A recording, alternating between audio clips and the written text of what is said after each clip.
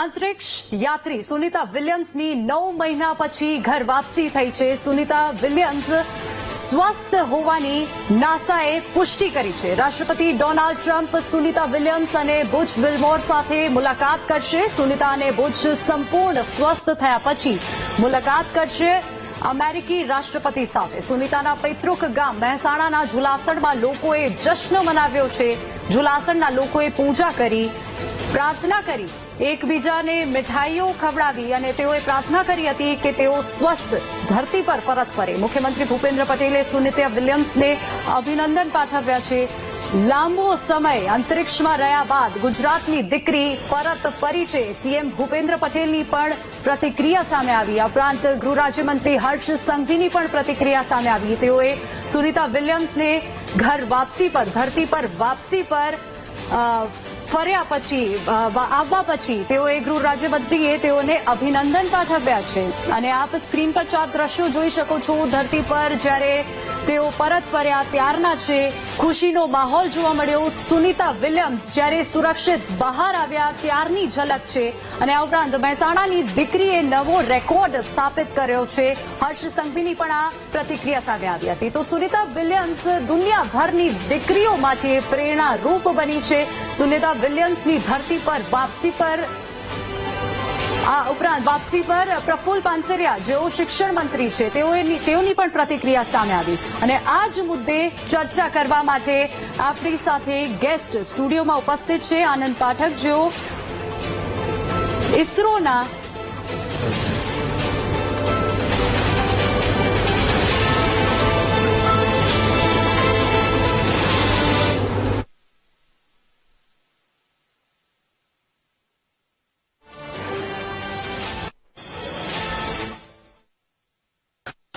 ગુજરાતની દીકરી અને દીકરી લાંબા સમય સુધી અંતરિક્ષમાં ફસાયા પછી આજે ફરીથી પાછા ધરતી પર ઉતર્યા છે. આપણા માટે ગુજરાતની દીકરી અને ભારતની દીકરી પાછા આવવાથી આપણને ખૂબ આનંદની લાગણી અનુભવું છું. અને એમનું સ્વાસ્થ્ય સારું છે અને હવે પણ એમનું સ્વાસ્થ્ય સારું રહે અને એમની મનોકામના બધી જ ભગવાન પૂર્ણ કરે. અને બીજા પણ સાથી, એમના સાથી પણ પાછા આવ્યા છે, એનો પણ આનંદ છે. આપણી ગુજરાત મહેસાણાની પંડ્યા પરિવારની દીકરી, ભારતની દીકરી સુનિતા વિલિયમ્સ એક નવો રેકોર્ડ સ્થાપિત કર્યો છે. 9 મહિના સુધી સ્પેસનો અનુભવ અને ખાસ કરીને આજે ફરી જ્યારે એમનું લેન્ડિંગ થયું તો એ પલ, એ વિઝ્યુઅલ અને એ દ્રશ્યો દેશ નહીં પરંતુ દુનિયાની અનેક દીકરીઓ માટે પ્રેરણારૂપ સાબિત થશે. સુનિતા વિલિયમ્સ અને એમની આખી ટીમને ખૂબ ખૂબ અભિનંદન. ભારતની જ દીકરી અને અમેરિકાના નાસાની અંદર જ્યારે અવકાશ યાત્રી તરીકે સંશોધન માટે સ્પેસ સેન્ટરમાં ગયા હતા અને ટેકનિકલ ખામીથી 9 મહિના સુધી એમને ત્યાં રોકાવું પડ્યું અને ટેકનોલોજી અને વિજ્ઞાનના માધ્યમથી ફરી પાછી પૃથ્વીના ધરતી પર જ્યારે આવ્યા છે ત્યારે સમગ્ર વિશ્વની તમામ લોકો, તમામ ધર્મના લોકોએ પ્રાર્થના કરી હતી. આ એક નારી શક્તિ, મહિલા શક્તિ પણ કેટલું મોટું કામગીરી કરી શકે. આ પ્રસંગે આપણી લાડલી દીકરી કલ્પના ચાવલા પણ આપણા વચ્ચે નથી રહ્યા. એમને પણ આપણે હૃદયથી એ યાદ કરીએ છીએ, શ્રદ્ધાસુમન આપીએ છીએ. ત્યારે સુનિતા વિલિયમ જ્યારે અહીંયા આટલી મોટી સફળતા પ્રાપ્ત કરી દુનિયાને નારી શક્તિનો પોઝિટિવ મેસેજ આપ્યો છે. તો આ જ મુદ્દે વધુ ચર્ચા કરવા માટે આપણી સાથે ગેસ્ટ ઇસરોના સ્પેસ સાયન્ટિસ્ટ આનંદ પાઠક સ્ટુડિયોમાં ઉપસ્થિત છે. આનંદજી, સ્વાગત છે આપનું વીટીવી ન્યૂઝ પર. સૌપ્રથમ સુનિતા વિલિયમ્સની ઘર વાપસી થઈ છે. શું પ્રતિક્રિયા, કેવી લાગણી અનુભવાઈ રહી છે? ખૂબ આનંદની વાત છે. અને મને ઝવેરચંદ મેઘાણીની 2 પંક્તિ યાદ આવે છે કે મન મોર બની થન ઘાટ કરે. આજે આપે દ્રશ્યો બતાવ્યા, એમનું જે ગામ છે, ઇવન અમદાવાદમાં પણ ઘણી બધી જગ્યાએ ઘણા બધા લોકો આનંદિત છે. અને કેમ ન હોય કે આ એક ભારતનું ગૌરવ છે, ગુજરાતનું ગૌરવ છે. પણ એમાં બી એવું કહેવું પડે કે આપણે ગુજરાતની દીકરીઓ ક્યાંય પાછી ન પડે, પછી પૃથ્વી પર હોય કે અવકાશમાં. સુનિતાબેને પ્રૂવ કર્યું છે અને એક રેકોર્ડ કર્યો છે કે સૌથી વધુ સ્પેસમાં કોઈ બહેન જો રોકાયા હોય કે તો આ રેકોર્ડ એમને નામે હવે થઈ ગયો છે કે આટલું લાંબુ આની પહેલા કોઈ રોકાયું નથી. અને આવીને પણ ખૂબ ખુશખુશાલ સ્માઇલ સાથે એ સ્પેસ કેપ્સ્યુલમાંથી બહાર આવ્યા છે, બધાનું અભિવાદન કર્યું છે અને આ વાતનો મને ખૂબ આનંદ છે. જી આનંદજી, સૌ પ્રથમ સવાલ એ થાય છે કે સુનિતા વિલિયમ્સ 8 દિવસ માટે તેઓ સ્પેસ મિશન પર ગયા હતા તેમના અન્ય સાથીદારો સાથે, પરંતુ 9 મહિના શું ખામી સર્જાઈ, દર્શકોને જણાવો. એ બહુ સરસ વાત આપે કરી છે કે એ પહેલા તો એવું જ હતું કે એઝ એ સિનિયર એસ્ટ્રોનોટ બુચ વિલ્મોર અને સુનિતાજી બંને ગયા અને એમને એમ જ કહ્યું હતું કે આ આપણું ખાલી એક્સપેરિમેન્ટલ ટ્રાયલ આપણે છે સ્ટાર લાઇનર છે એનું ચેકિંગ છે અને એને માટે એની આ ફર્સ્ટ સ્પેસ ફ્લાઇટ છે, એમાં તમે લોકો એઝ એ સિનિયર એસ્ટ્રોનોટ જાઓ અને એ જ ક્રાફ્ટ તમને 13 દિવસ પછી પાછું લાવશે. પણ જ્યારે એ લોકો પહોંચવાના હતા હજુ તો ત્યાં પહોંચ્યા નહોતા અને ડોકિંગ નહોતું થયું એ પહેલા જ એમને એવું લાગ્યું કે કંઈક અવાજ થોડો આવ્યો છે, થોડો અવાજ આવી રહ્યો છે ને થોડું સાઉન્ડિંગ ડિફરન્ટ છે.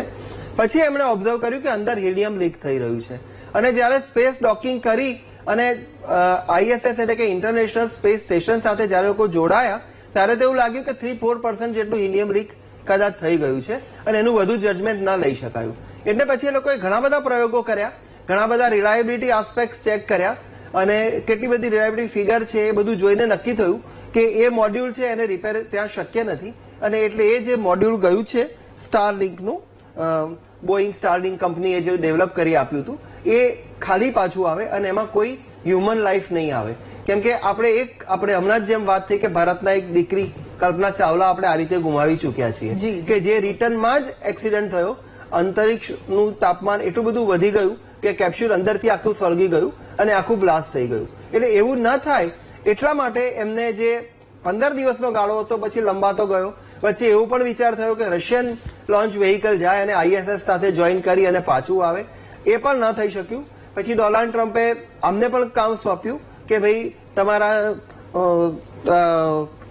કેપ્સ્યુલમાં સ્પેસએક્સમાં જો આવી શકે તો એમાં તમે પાછા લાવો અને પછી એ નક્કી થયું અને એ રીતે એમને 9 મહિના પછી પાછા લાવવામાં આવ્યા. જી, સવાલ અહીં એ પણ થાય છે કે તેઓ જ્યારે મિશન પર ગયા તેમની સાથે ખાવા પીવાની વસ્તુઓ તેઓ લઈને ગયા હશે અને તેઓ 8 દિવસના પ્રમાણે બધી પ્રિપેરેશન્સ કરીને ગયા હશે, પરંતુ જ્યારે 9 મહિનાનો સમય લાગ્યો એમને પરત ફરવા માટે, 9 મહિના 14 દિવસ એક્ઝેક્ટલી આટલા દિવસો પછી તેઓ પાછા ધરતી પર પરત ફર્યા છે અને આમ વચ્ચે સમાચાર એ પણ મળ્યા કે તેઓને ખાવા પીવા માટે વસ્તુઓ મોકલવામાં આવતી હતી.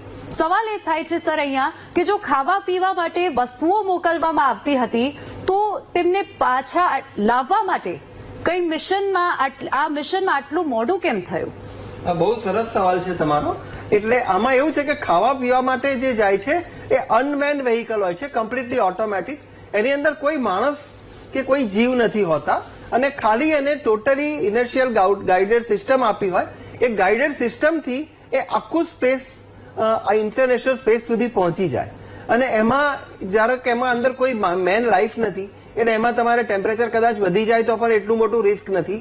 બીજું કે આની ગતિ એટલી હોવી જોઈએ જો હ્યુમન હોય તો કે અમુકથી વધુ ગતિ જો થઈ શકે અથવા એનો એક્સિલરેશન જો વધી જાય તો માણસના હાર્ટ ઉપર સીધી અસર થાય અને જીવ પણ ગુમાવી શકે. તો આમાં એવું સ્પીડનું પણ કોઈ રિસ્ટ્રિક્શન નથી હોતું કે તમે ખાલી મટીરિયલ મોકલો છો. અને બીજું કે જ્યારે હ્યુમન જાય ત્યારે અંદર તમારે પ્રેશર પણ મેન્ટેન કરવું પડે. કોઈ પણ આ જે યાન હોય એની અંદર આપણે થોડુંક એટમોસ્ફિયરથી વધારે એટલે 1 એટમોસ્ફિયરથી થોડુંક વધારે પ્રેશર અંદર સતત મેન્ટેન કરવું પડે. જો પ્રેશર ઓછું થાય તો અંદરના અવકાશયાત્રીઓનો જીવ જઈ શકે. એટલે આ બધી વ્યવસ્થા કરવી પડે. એટલે એવું કોઈ પરફેક્ટ વેહિકલ આ લોકો પાસે નહોતું કે જેનાથી એ લોકોને પાછા લાવી શકાય. જી આનંદજી, અત્યારે હવે તેઓ પાછા આવી ગયા છે. હવે રાબેતા મુજબ જીવન જીવવા માટે કેટલા દિવસો લાગશે? કારણ કે 9 મહિના એક ખૂબ લાંબો સમયગાળો હોય છે. બહુ જ સાચી વાત છે. અને આ પહેલા આવી રીતે એક રશિયન અવકાશયાત્રી જ રહ્યા છે આથી થોડોક લાંબો સમય.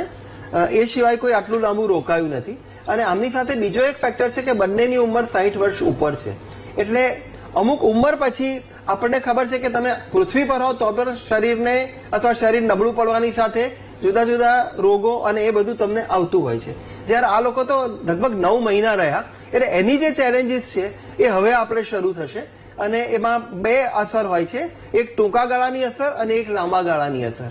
તો લાંબા ગાળાની અસર એવી થઈ શકે કે તમે આટલું લાંબુ રેડિયેશન એન્વાયરમેન્ટમાં લગભગ આટલા દિવસો કાઢ્યા, તો લગભગ એવું તમે ગણી શકો કે રોજ તમારો ચેસ્ટનો એક એક્સરે થાય છે, એવા 300 એક્સરે તમારી ઉપર થયા રોજ એક.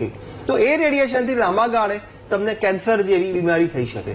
અને એની ટૂંકા ગાળાની અસર એ છે કે તમારું લોહીનું ભ્રમણ છે. નોર્મલી આપણે પૃથ્વી પર હોય તો ગ્રેવિટી લીધે નીચેના બોડીમાં બ્લડ સર્ક્યુલેશન વધારે થાય અને ઉપરનું બોડી છે એમાં તમારે પ્રેશરથી બ્લડ આપવું પડે. આમાં શું થાય કે નીચેનું જે તમારું બોડી છે એમાં જે બ્લડ છે એ આખા શરીરમાં નોર્મલ જાય, એટલે તમારા પગ છે, પગના સાંધા છે એ બધું વીક પડી જાય અથવા નબળું થઈ જાય. પ્લસ પગની તમારી નીચેની જે ગાદી છે એને ચાલવાની ટેવ છૂટી જાય, એટલે નાના બાળકના હોય એવા કોમળ પગ તમારા થઈ જાય. એટલે એ જયારે તમે અહીંયા પૃથ્વી પર મૂકો તો તરત જ એનું રિએક્શન આવે ને તમને ઘણી બધી વેદના પણ થાય અને તકલીફ પણ થઈ શકે. એટલે ધારો કે આ લોકોને ફર્સ્ટ રિહેબિલિટેશનમાં કરશે તો ખૂબ સોફ્ટ જમીનવાળું એમના માટે એક બેડ તૈયાર કર્યું હોય, એની પર એમને થોડા એસ્કોર્ટ કરીને ચલાવવામાં આવશે. અને આવી ઘણી બધી સમસ્યાઓ થઈ શકે ને એની પર નાસા એની પર કામ કરી રહ્યું છે. જી, અને માનસિક સ્થિતિની વાત કરીએ તો કેવી રીતે તેમને ટ્રીટ કરવામાં આવશે રિહેબ સેન્ટરમાં? હા, માનસિક સ્થિતિ બહુ સરસ વાત કરી આપે કે એક તો આજે સ્પેસ માટે જવા માટે સ્પેસ અવકાશ યાત્રીઓની પસંદગી કરવામાં આવે, કેમ કે કદાચ ભારતભરમાં બધાને ખબર છે કે ઇસરો પણ એનું એક સ્પેસ મિશન મોકલી રહ્યું છે ગગનયાન કરીને, અને જેમાં 4 આપણા આર્મીના ફાઇટર પાયલોટ સિલેક્ટ થયા છે ને એ લોકો પણ આવતા વર્ષે સ્પેસમાં જશે ભારત તરફથી. તો એ જે પસંદગી હોય છે ખૂબ કઠિન પસંદગી છે, અને એમાં જે લોકો ખૂબ મેન્ટલી અને ફિઝિકલી સ્ટ્રોંગ હોય એમને જ સૌથી પહેલી પસંદગી કરવામાં આવે છે. કાચા પોચાનું કોઈ કામ નથી, એટલે ખૂબ સ્ટ્રોંગ માણસો જ આમાં કરવામાં આવે અને તો જ એ લોકો ત્યાં ટકી શકે. કેમ કે તમે અહીંથી ગયા હોય એક તો 1 વીકનું કે 10 દિવસનું પ્લાનિંગ કરીને, બીજું કે ત્યાં સૌથી મોટી મુશ્કેલી સાયકોલોજીકલ એ પડે કે અહીંયા તમે દિવસ રાત 12 કલાકમાં ટેવાયા છો, ત્યાં 90 કલાકમાં એક આખો દિવસ પતી જાય, એટલે કે તમારું 45 મિનિટનો દિવસ ને 45 રાત. પછી સુવામાં કોઈ ગ્રેવિટી નથી, એટલે તમે જે પોઝિશનમાં કમ્ફર્ટ કરો એમાં સુઈ શકો, પણ એની સામે તમને જે નેચરલ કમ્ફર્ટ મળે દિવસ રાતની એ કશું જ ત્યાં મળતું નથી. અને બીજું કે તમારું ફેમિલી દૂર છે, તમે કોઈની સાથે કોમ્યુનિકેટ કરી નથી શકતા, અને તમારા સાયકોસોમેટિક અને સાયકોલોજીકલ ઘણા બધી અસર તમારા મન ઉપર પડી શકે.